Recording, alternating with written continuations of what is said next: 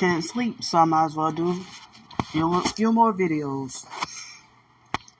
So this video I'm going to talk about narcissistic abusers and driving.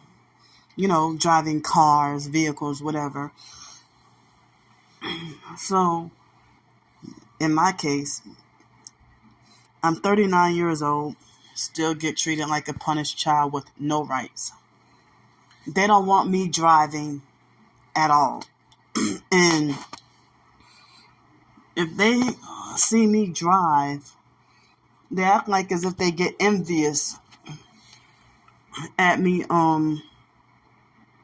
if they feel insecure to think that I drive better or more carefully than them. Or if it's like, you're dealing with a narcissistic abuser if you're dealing with a backseat driver trying to control how you drive. And knowing from my own family members, it's either they will try to set you up to break a rule so that they can set you up to get a ticket, or set you up to get pulled over. Or, if they think you're breaking a rule or breaking the law with driving, they'll be narcissistic and self-righteous about that. It's weird because you can be driving the speed limit, and then they'll get mad and yell at you and tell you slow it down. But then when they drive your car or their own car, they'll do stuff like deliberately, like if they want to try to have their hand out to use your car, and then they'll deliberately and on purpose break the law in your car, and then they'll deliberately and on purpose break the law in your car and set you up to have to you got to be the one to pay the ticket or go to court for whatever crimes that they committed in your car. And they'll treat your car like it's theirs. But then it's funny because they wouldn't break the law in their driving their own car that they drive every day, but they'll take your car and speed recklessly, drive reckless and make you feel unsafe in the car, speeding and flying down the highway. But in your own car, you go the speed limit, and they'll try to instill fear and paranoia. But, if you're going 40 miles per hour and, you're going 40 miles an hour and the speed limit says speed limit 40, or you might go 37, 38. And then they'll try to instill fear and paranoia and try to make you nervous. And then they'll be like, the police is right there. And they'll be lying just to try to set you up. It's like they're evil as fuck. Like they will try to either, if they're not setting you up to get pulled over, then they'll try to set you up to crash. And they will deliberately and on purpose create distractions while you're driving on purpose to try to set you up to crash or get pulled over, or just so that they can lie and say that you don't have the mentality, sense, or business to drive or be on the road, that you're not mentally capable, so that they can take control and hijack your car. And it's like they want you with a criminal record to ruin your life, as another avenue to ruin your life. So or they'll do stuff like crash your car. They wouldn't crash their own car, but they'll crash your car, and you gotta pay for it. Or if they do get injured, they will say it's all Candy's fault. My name's Candy, so they'll blame me, say it's all my fault. Because I'm like, how is it my fault? Because it's your car. Well, you're the one who wanted to have your hand out for my car like as if it's yours. And so,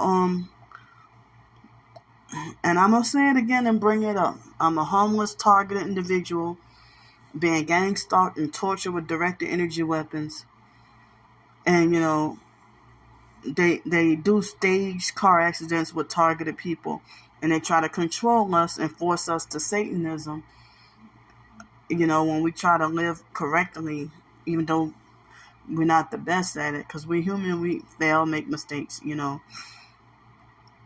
But, yeah, they want you with a criminal record. They don't want you driving so that they can control you. And, I get mad every single day about how I'm not allowed to drive or have a car. And, well, first of all, the gang stalkers won't allow me to have a job or a place to live so that I can get a car and drive. And that's how narcissistic abusers, the abusive narcissistic gang stalkers, they will treat you like they don't trust you to drive, or like you about to do something illegal, or they might have a sociopathic gang stalking narc that could be a family member or a narcissistic control freak fake friend. And what they'll do is they can deal drugs in your car, and you knew nothing about it. Or they might be, dealing with some prostitution, in your car, or whatever other illegal activity in your car without you knowing, and then you gotta suffer. Or they'll set you up to get your car towed, or set you up to get your car impounded, and you gotta be forced to pay more money. And while they living their best life, sleeping well at night, you sitting here having anxiety and panic attacks from what they did to you. They're evil enough to do stuff like run over a cat while driving your car, and then you gotta take the suffering. Or they'll do something like be evil enough to throw eggs at your car, or they'll put sugar in your tank for real. Or they'll slash your tires, bust your windows. And when they drive, whether it's your car or their car, or it can be if they can drive other people's car, and because they're behind the wheel, they steal the undeserved reward to get to demand being in control and drive. And a lot of times it'd be for sexual reasons, for horror reasons, for sexual promiscuity and hooking up. Or they want to fraudulently and illegally drive for control.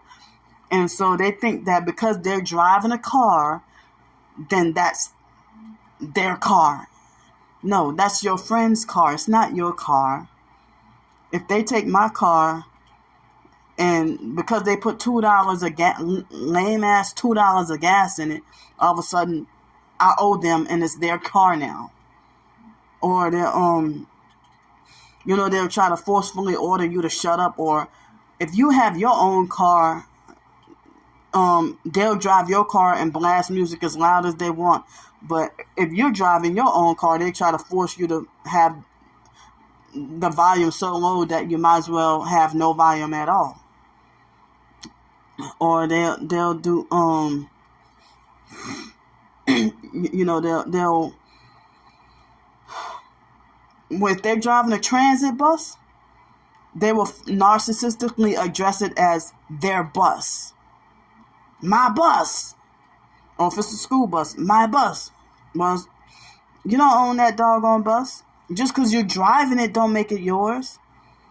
Oh, and it's the worst if they smoke cigarettes while driving. They want to force you to suffocate while and feel so tortured and uncomfortable. They think that they own your car and everything about you, and their own car. Like you don't have a right to own nothing or anything.